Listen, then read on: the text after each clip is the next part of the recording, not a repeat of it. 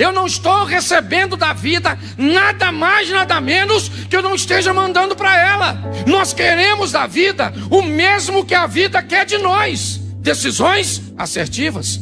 A vida não age. Não há possibilidade na vida em agir. A vida só reage. Toda ação causa uma reação. O tema da minha mensagem é vida eterna versus vida terrena. E muito mais do que isso, conduzir a sua vida a um nível de transformação. Aliás, a um nível de vida e não de sobrevivência. Para mim, sobreviver é conseguir pão, é conseguir água e conseguir abrigo. Para mim, os animais, eles não vivem, eles sobrevivem. Todos os dias, eles saem para caçar ou para serem caçados. No final do dia, boa parte deles que começaram não chegam. Cederam suas vidas para que outros vivessem. Você não vai ver esses animais aspirando objetos e coisas como nós. Nós vamos descobrir que eles, na verdade, eles não vivem, eles sobrevivem. Porque sobrevivência é diferente de viver. Aquele que vive, segundo a Bíblia, ele recebe um pouco mais do que necessita. Aquele que consegue viver, ele consegue ir além, um pouco além, talvez não muito além da sobrevivência, mas com certeza ele precisa romper este limite. Aquelas pessoas que conseguem apenas obter o necessário e pronto, na verdade o que elas estão fazendo é sobrevivendo e não vivendo. Nós já falamos aqui que é impossível que todos sejamos ricos. O sistema não funciona com uma riqueza generalizada. Não existe como isso acontecer. Porque se todos forem ricos, nós não vamos ter as necessidades básicas atendidas. Quem é que vai plantar?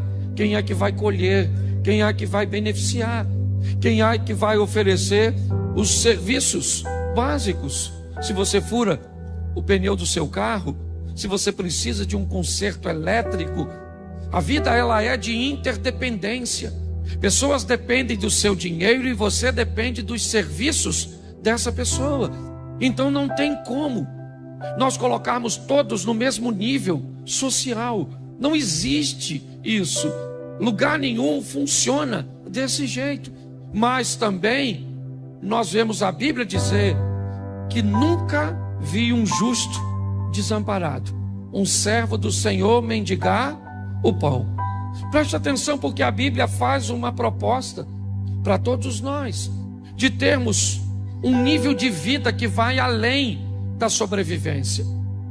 Mas aí vem a minha pergunta: o que é mais difícil, ir para o céu ou viver na terra?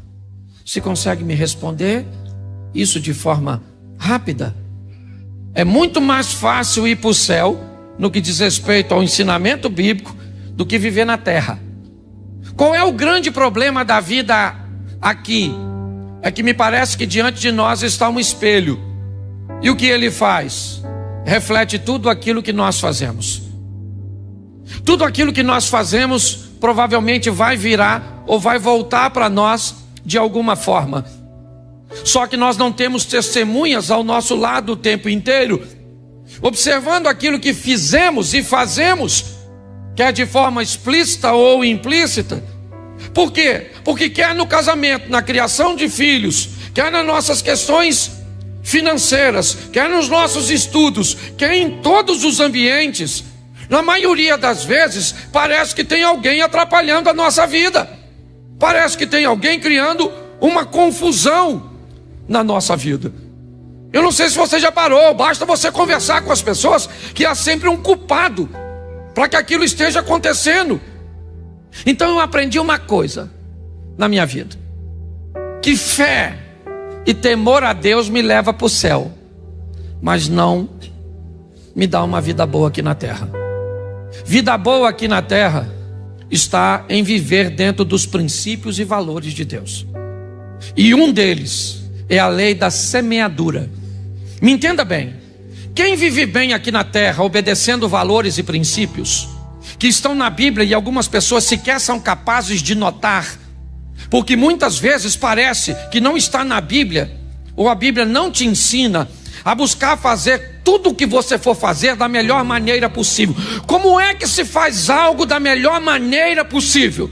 Obtendo o máximo de conhecimento possível em torno daquilo que vai ser executado. E como é que se reúne o máximo possível de informação daquilo que precisa ser executado? Estudando, adquirindo informação, conhecimento, ferramentas. A Bíblia diz isso. Porém, quando você vê alguém que não frequenta a igreja, mas que buscou o máximo de informação daquilo que vai executar, executa aquilo com maestria, é alguém que aprendeu a fazer aquilo que veio à sua mão da melhor maneira possível, tem sucesso.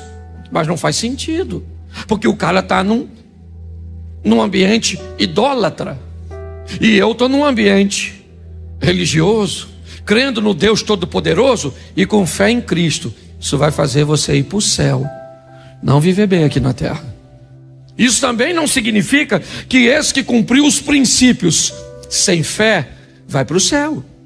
São duas coisas distintas. Aliás, a Bíblia sempre fez essa distinção: vida terrena, vida eterna.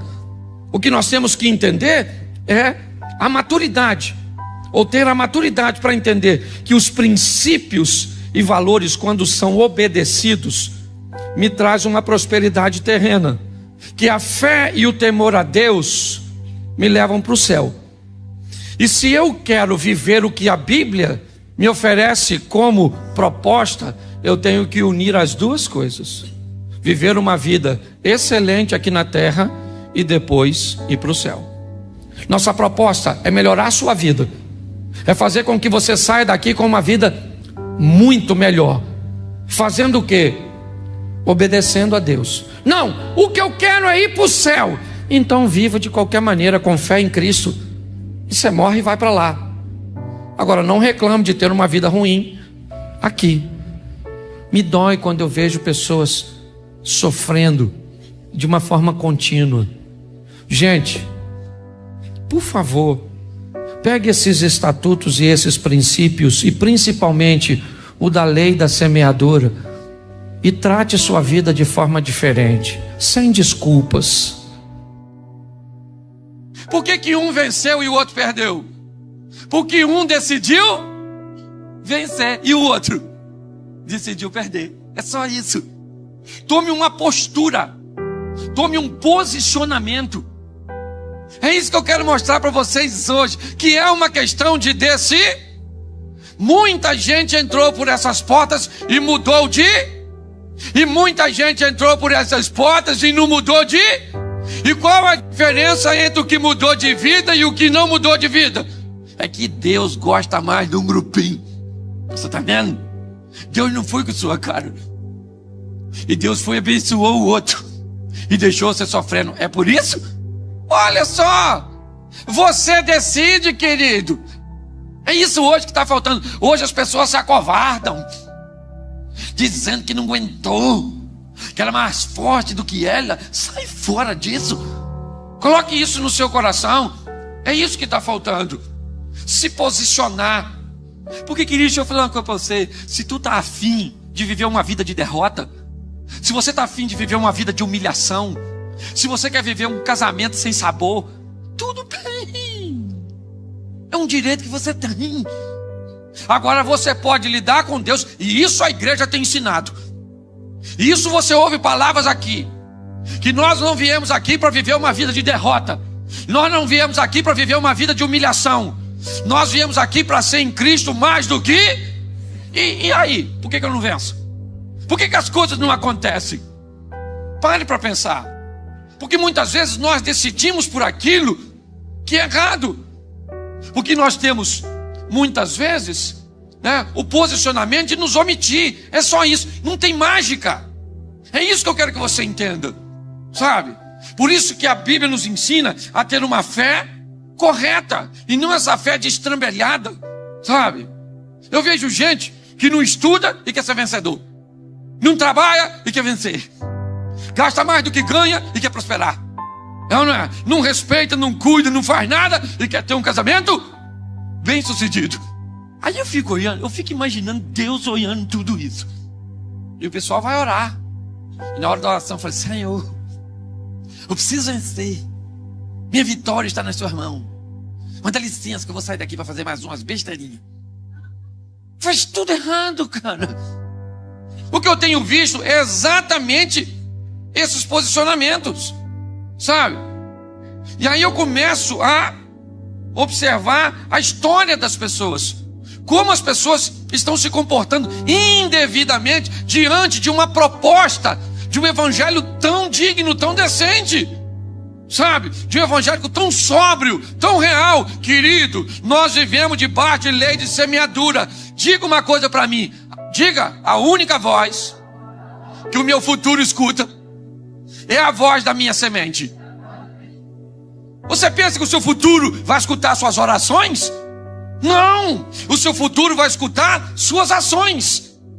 Tudo aquilo que o homem semeia, isso também ele. Então nós vemos pessoas. Qual é a minha grande preocupação? É que ao longo desse emaranhado de gente que entra por essas portas, pessoas entram e tiveram suas vidas totalmente transformadas. Entraram aqui com uma vida de derrota, com autoestima lá embaixo, com casamento destruído, desempregadas, não é verdade, sem perspectiva de vida. E hoje tiveram suas vidas totalmente transformadas. Levanta suas mãos quem ao longo desse período tem vivido isso com Jesus. Levanta a mão. Isso. Agora a gente sabe que tem muita gente que entra por essas portas e o que que muda? O que que muda? Nada! 20 anos, a igreja está aqui 19 anos, entrou aqui e até hoje está lutando. Pastor, que luta! O que é, meu filho? Você é crente ou lutador de MMA? Não é possível tanta luta. Não é possível, então perde logo. Não é? Então, é postura, é posicionamento, é isso.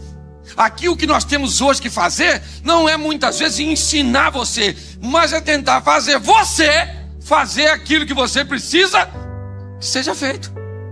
Tomar uma postura. Você está namorando esse menino, às vezes para a sua vida andar, esse menino tem que sair da sua vida. Ah, pastor, mas eu já estou com 25. Aquele que vier a mim, de maneira nenhuma lhe lançarei fora. Ah, pastor, não, querido. Você precisa ter coragem de fazer aquilo que precisa ser feito. É só isso. Nós estamos aqui para estimular você a sair de sua zona de conforto e agir, sabe? Hoje as pessoas, eu fico imaginando, porque eu converso. Pô, pastor, eu estou aqui há 10 anos, eu estou decepcionado. Fulano passou por aqui, já rompeu. Ciclano passou por aqui, já rompeu. Aquele ali tem um ministério. Aquela outra já foi isso. A outra já casou. O menino da outra já está formado. O outro está empregado. Querido, está na hora do milagre parar de acontecer ali e começar a acontecer aqui. Na sua vida, na sua história. Que Deus não tem panela não, meu filho. Deus não tem panelinha que diz: esse eu vou abençoar, esse aqui não vou não. Deus fica olhando, esperando, vou ver o que ele vai fazer. Você pensa, um macumbeiro vai fazer uma prova para um concurso junto com um crente, certo? O macumbeiro foi lá, matou uma galinha, acendeu umas velhas, estudou pra caramba. O cristão não estudou nada, mas também não matou galinha. É dizimista, é ofertante, conhece os hinos e tudo da igreja, não é? Não falta um culto, mas estudou não. Fala pra mim na hora da prova quem é que vai passar. Quem é que vai passar? Por que ele vai passar? Sério? Mas Deus não vai dar vitória pro outro, não? Não. Por quê? Quem não merece. Hoje eu tô cansado de ver isso. O pessoal não estuda. Na hora da prova põe a mão em cima. Oh, Senhor, estou sentindo a sua presença nesse lugar. Eu estou precisando da sua ajuda. Porque o inimigo está furioso. Eu imagino o diabo olhando, eu vou até embora. Eu não quero nem ficar perto dessa besta, não, que pode me influenciar. Pare e pense nisso. É ou não é? É isso que eu estou falando. Todo mundo sabe o que precisa ser feito, mas não tem coragem para fazer. Esse é o grande dilema, sabe? A igreja tem buscado e trabalhado ao longo de toda essa história para dar a vocês o caminho da vitória, a obediência a Deus, o compromisso com Deus. Vem nos ensinando a nos afastar do pecado, a tomar decisões que viabilizam e que demonstram que Deus é conosco, que nós precisamos dessa recompensa. Isso é muito importante, sabe? Nós vamos obedecendo e vamos recebendo da obediência os frutos. É assim que as coisas acontecem, sabe? Nós vamos obedecendo e Deus, como um pai generoso, vai demonstrando que a obediência vai trazendo benefícios. E nós vamos nos posicionando cada vez mais em obediência e obtendo e recebendo de Deus cada vez mais bênçãos. Eu não estou dizendo que em algum momento de nossa trajetória nós vamos enfrentar uma crise, nós vamos enfrentar um caos, mas isso é um acidente de percurso na nossa vida. Nós não podemos ser uma vida de caos, uma vida de derrota, uma vida de humilhação. Não! Nós viemos aqui para sermos vencedores. Hoje eu vejo pessoas que olham para o crente e vê esse crente como derrotado, como coitadinho. Mas bom, a igreja não é coitadinha, não. Nós não somos derrotados, não. Nós somos filhos do rei. Nós temos em Cristo o poder para vencer. Então o que está faltando hoje? É só postura, posicionamento. Você se comportar. Eu aprendi uma coisa nessa vida: se não está dando certo, é só por um motivo. Qual é? Ainda não é o fim. Que no final vai dar tudo certo. Quando as coisas estão muito ruins, o pessoal fala: está muito ruim. Eu digo: é porque ainda não está na hora de terminar. A hora que terminar. Vida de crente é igual filme de Hollywood. No final dá tudo certo. Lembra quando o meteoro vinha explodir a terra? E estava lá horas para ele cair e acabar com tudo, tirar a terra de órbita. Quem estava lá na frente do foguete? Bruce Willis. Bruce Willis estava lá para entrar em cena e destruir.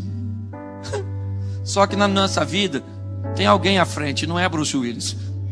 Na nossa vida está Jesus de Nazaré. Cristo está lá para nos dar a nossa vitória. Agora, você está a fim de vencer? Não. Você falar não. Eu quero que você pense nas coisas que você tem feito. Veja se o que você está fazendo é coisa de vencedor. É só isso que nós temos que pensar. Porque senão, é só o tempo passar um pouquinho e você vai começar a achar que o pastor está pregando mentira. Você vai começar a achar que estão tentando te enrolar. Que você está tanto tempo aqui e as coisas não mudam. Você já ouviu tantas palavras e as coisas não acontecem. A grande preocupação é exatamente essa. Se as coisas começam a serem ditas e você está aqui 1, 2, 5, 7 anos, 10 anos e as coisas não acontecem, a sua mente vai começar a dizer a você: tem alguma coisa de errado. E dificilmente a sua mente vai dizer que o que está errado está em você. Você vai ter que culpar o pastor, você vai ter que culpar a Bíblia, você vai ter que culpar Jesus, você vai ter que culpar Satanás. Você vai ter que achar um culpado para justificar a sua culpa. Porque mediante a derrota, se você ainda se culpa, as coisas ficam muito piores emocionalmente para você. Então a igreja está aqui fazendo 19 anos, vai fazer 20, 25, vai estar aqui até Jesus voltar, mas com uma perspectiva de dizer a você o que a Bíblia manda que seja dito. E a Bíblia não me manda dizer a você que você é um coitadinho. A Bíblia não me manda dizer a você que você tem que viver na escassez, que você tem que viver um casamento ruim, que você tem que criar filhos rebeldes. A Bíblia não me manda dizer isso. A Bíblia me manda dizer que seus filhos são uma bênção. O que a Bíblia manda dizer é que o seu casamento tem que ir até que a morte. Isso. que no seu lar vai comer o melhor desta terra. Que em meio a qualquer crise, seja PT, PSDB, e quem quiser administrar, quem administra, esse dia o cara falou comigo, pastor, vou falar uma coisa para o senhor, agora, com essa eleição agora, depois da eleição, vai vir no Brasil a maior crise dos últimos anos, o que o senhor acha? Eu disse, eu acho que eu não vou participar. Ele falou, mas como assim? Eu falei, eu não vou participar dessa crise não. Ele falou, mas o senhor não tem escolha? Eu falei, eu tenho.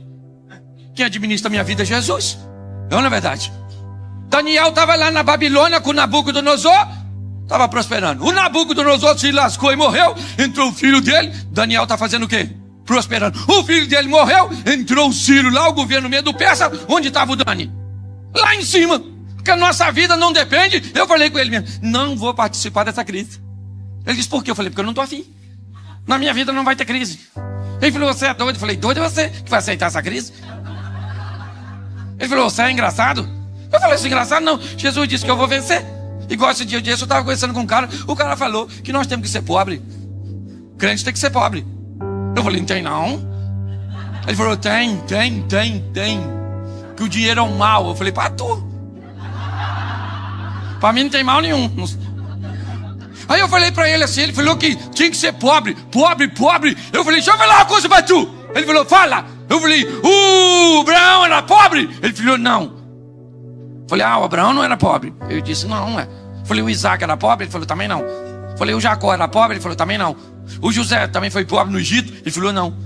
Eu falei, e o Jó? Ele falou, também não foi pobre, não. Eu falei, e o Davi? Ele falou, também não foi, não. Eu falei, então, na minha vez eu tenho que me lascar.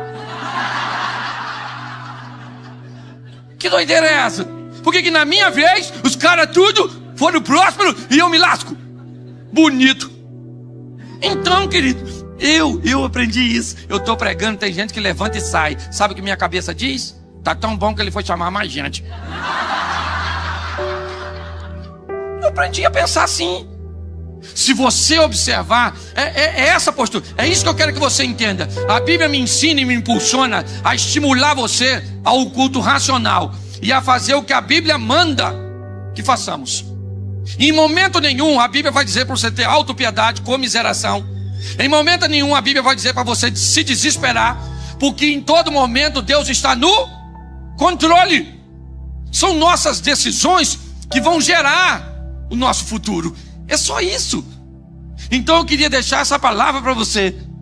Tome uma postura, tome um posicionamento